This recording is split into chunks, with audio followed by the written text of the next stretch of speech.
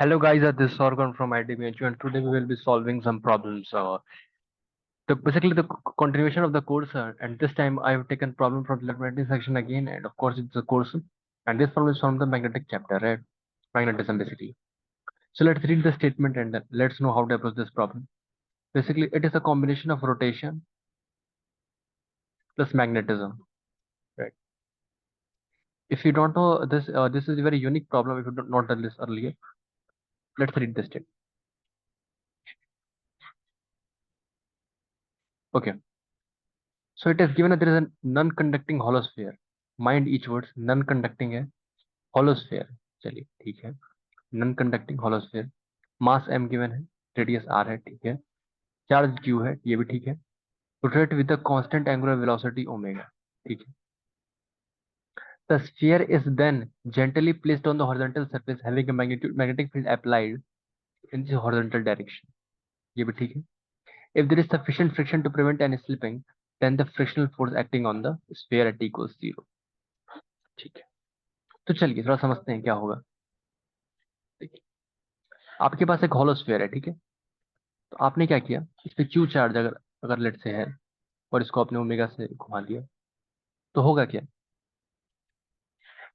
होगा क्या अगर इसे क्यू चार्ज रोटेट कर रहे हैं तो यहाँ पे एज्यूम कर सकते हैं बेसिकली अगर यहाँ पे एक ऐसा एक सर्कुलर बेसिकली लूप इमेजिन करें इस पर डी क्यू चार्ज होगा लेट से तो कह सकते हैं कि बेसिकली जो डी क्यू चार्ज है वो जो है वो रोटेशन कर रहा है राइट एक सर्कुलर लूप्स बन रहे हैं तो कह सकते हैं कि बहुत सारे ऐसे ऐसे लूप्स होंगे राइट बहुत सारे ऐसे ऐसे लूप्स होंगे नीचे और इनमें करंट डायरेक्शन का जो करंट फ्लो का डायरेक्शन होगा वैसे होगा तो कह सकते हैं कि मैग्नेटिक मूवमेंट बन रहा है और बहुत सारे मैग्नेटिक मूवमेंट्स हैं तो सबका जो इफेक्टिवली मैग्नेटिक मूवमेंट आने वाला है तो आपको समझ में आ रहा होगा वो म्यू जो है वो ऊपर की तरफ आ रहा है यहाँ तक समझ में आती है अब मैग्नेटिक फील्ड जो है वो हमने ऐसे लगाई है इसका मतलब इस पे एक टॉर्क लगेगा जैसे ही इसे हम रखेंगे मैग्नेटिक फील्ड में रखेंगे इस पे एक टॉर्क लगेगा और देखिए म्यू जो है वो इधर की तरफ है जो बी है वो इधर की तरफ है तो अगर आप म्यू क्रॉस बी करेंगे तो ये जो है ये आपका अगर आप ध्यान से देखिए तो म्यू क्रॉस बी है जो म्यू क्रॉस बी है वो आपका किस डायरेक्शन में आएगा ये म्यू है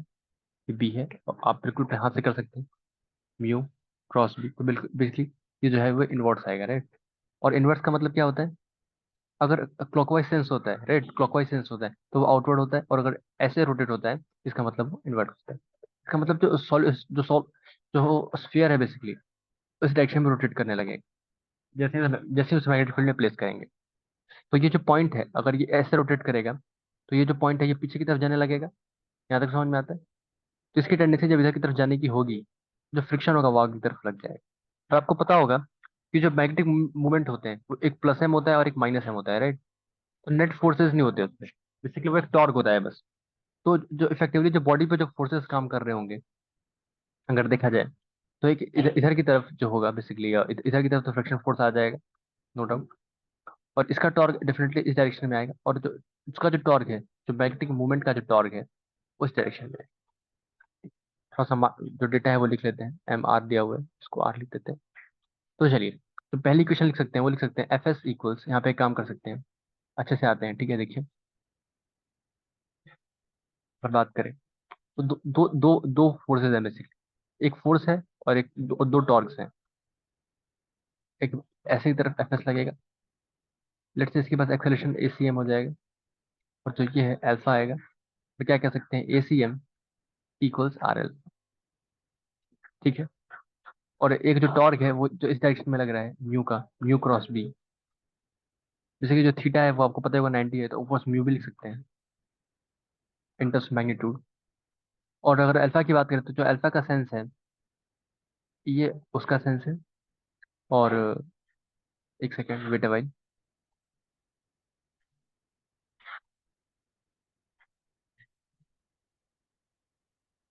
म्यू क्रॉस बी राइट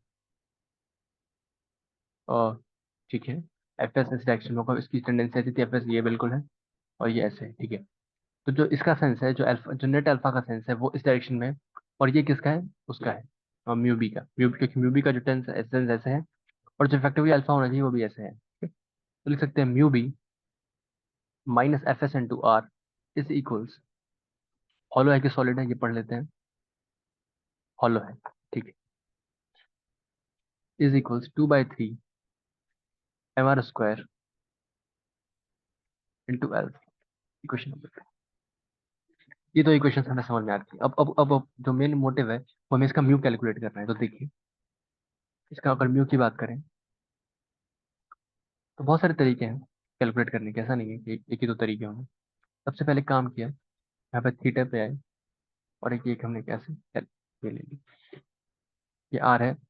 और इनफैक्ट ऐसे नहीं करते, काम करते हैं, यहाँ से आते हैं। ये थीटा है और जो ये वाला एंगल है बेसिकली, ये वाला जो एंगल है, ये वाला जो एंगल है, ये बेसिकली डी थीटा है। ठीक है। तो देखिए, ये जो लेंथ होगी, ये जो एंगल है ये डी थीटा है। ये वाली लेंथ आएगी, ये वाली लेंथ ये कितनी हो जाएगी, आर डी थीटा। अब इस रिंग को थोड़ा बाहर निकालते हैं तो क्या होगा, इस पे जो चार्ज स्प्रिंकल्ड है बुलेट से डी क्यू कॉल करते हैं उसको। उसका जो चार्ज होगा बेसिकली डी क्यू, वो कितना होगा, और sigma multiplied by 2 pi R. यहाँ पे देखिए एक चीज, ये अगर थीटा है, ये आर है, तो ये 90 माइनस थीटा हो जाएगा। तो जो ये वाली लेंथ है ये हो जाएगा R cosine of 90 minus theta, that is R sine theta. और ये लेंथ कितनी हो जाएगी, ये जो रेडियस है basically R R cosine of theta. और ये वाली जो लेंथ है ये कितनी हो जाएगी, आर डी थीटा। तो देखिए, इसका मतलब ये है, और बात करें ये जो लेंथ है ये कितना हो जाएगा, आर कॉस थीटा। और जो ये वाली लेंथ है ये हो जाएगा आर डी थीटा। तो अगर बात करें, एक सेकेंड,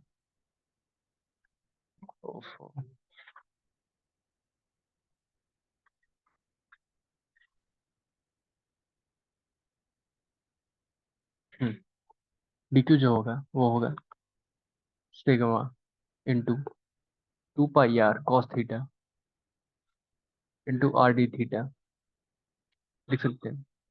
जो करंट आएगा बेसिकली इसके अंदर वो होगा D Q divided by 2 pi divided by omega. तो ये कितना हो जाएगा, D Q omega divided by 2 pi is equals sigma into 2 pi R cos theta into R D theta into omega divided by 2 pi. Sigma omega sigma omega R square cos theta D theta D Q is equals to. और अगर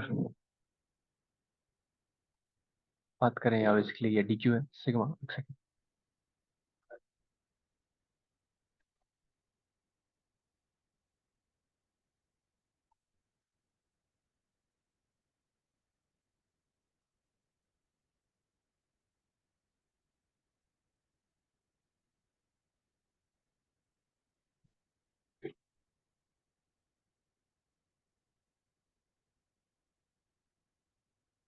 okay.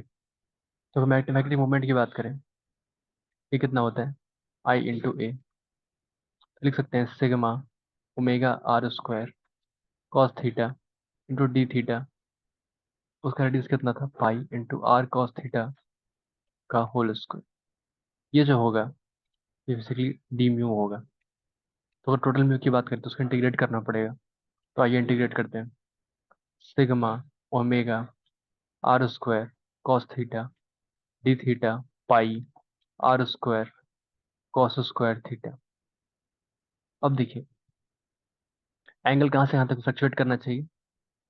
अगर यहाँ, एक second, ये जो theta है, अगर ये इस वाली वैल्यू से लेके ये पूरा पाई/2 फ्लक्चुएट करे, ये वाली रिंग, ये वाली, फिर -π/2, ये वाली, ये पूरे रिंग कवर कर जाएगी। -π/2 से π/2 में जो है वो चेंज करना है, राइट। तो गोइंग बिटवीन -π/2। चलिए अब देखते हैं। तो ये हो जाएगा sigma omega R square pi, r⁴ no doubt, sigma omega R square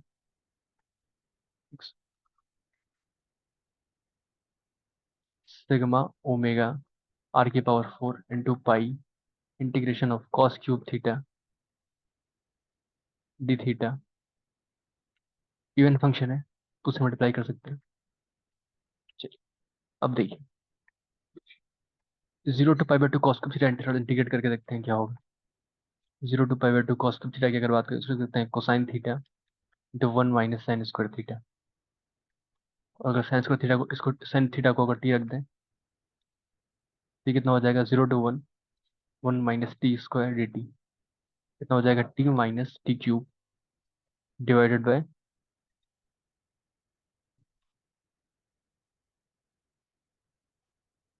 t - t³ divided by 3, 0 to 1 कितना हो जाएगा, 2/3।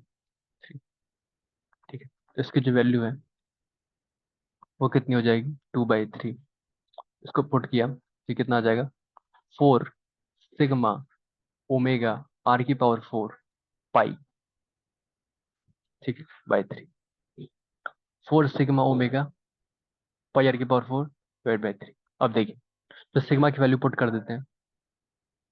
जो सिग्मा होगा वो कितना होगा, Q divided by total area कितना होगा, 4 πr उसको, ये भी पुट कर दिया तो हो जाएगा 4 sigma πr⁴ divided by 3 Q upon 4 πr²। 4 π 4 π गया, 4 π 4 π गया, Q⍵r² या इसको वेरीफाई भी कर सकते हैं, मैंने ड्राइव किया एक तरीके से। और वो ऐसे है, Q/2m इज इक्वल, ये रेशियो होता है राइट, और L mu basically, mu divided by L। तो Q/2m is equals 2/3 mr² into omega. ये बेसिकली एंगुलर मोमेंटम होगा एक्सिस के अबाउट इक्वल्स टू म्यू। यहाँ से देखिए 2m कैंसिल हो जाएगा तो कितना आ रहा है, Q⍵r²/3। आप इसे हमेशा ये यूज़ कीजिए, ऑफ कोर्स मैंने थोड़ा कैलकुलस यूज़ करने के लिए बता दिया। चलिए देखिए, हमने वेरीफाई भी कर लिया, Q⍵r²/3 इसको पुट करते हैं। यहाँ से आते हैं ACM फिर से क्वेश्चन से लिख लेते हैं। देखिए,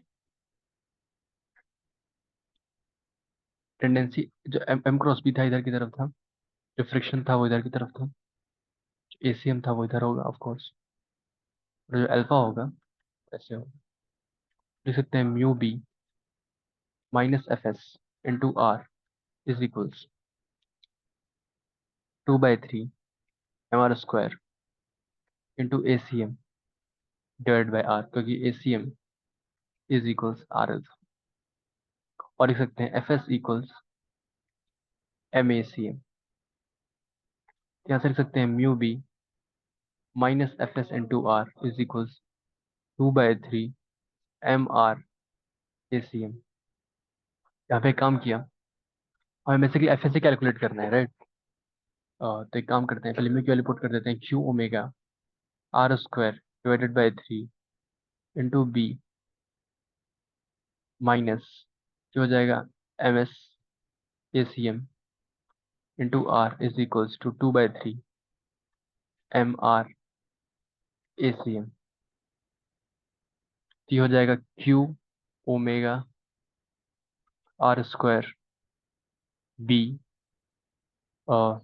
bye 3 is equals 5/3 mr ACM। ठीक है, कट गई। ये हो जाएगा Q⍵r²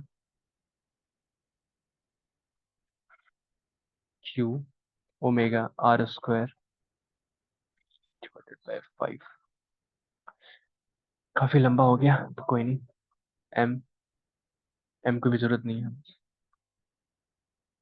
बस जिसकी जरूरत है वो लिख लीजिए। देखिए, हमें जो एफ एस है वो कितना है, MACM राइट।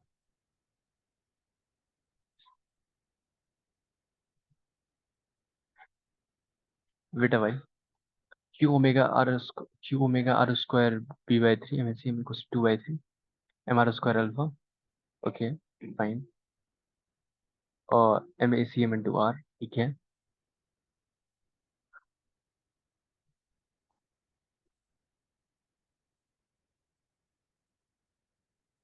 एक क्वेश्चन वापस पढ़ लेते हैं।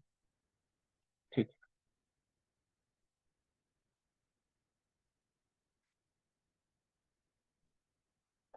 यहाँ पे क्या हो रहा है? तीसरा तीसरा कट गया। 5 = M/ACM इंटू R/M/ACM।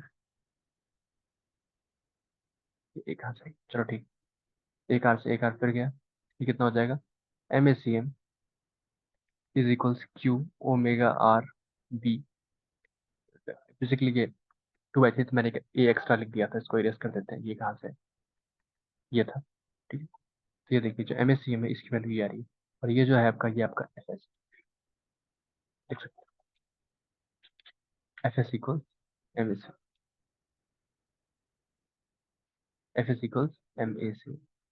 और हमने FS की वैल्यू यहाँ पे कैलकुलेट कर ली, क्यों मैंने। ठीक, इसका आंसर कितना आ जाएगा? Q⍵R। और बी बाई 5 आ रहा है, तो इसकी वैल्यू कितनी हो जाएगी? I hope you enjoy this problem. This is a good problem. I've shared all the stuffs which can be extrapolated to this. We derived by 2 steps, 2 ways basically. Okay, Q omega RB by 3.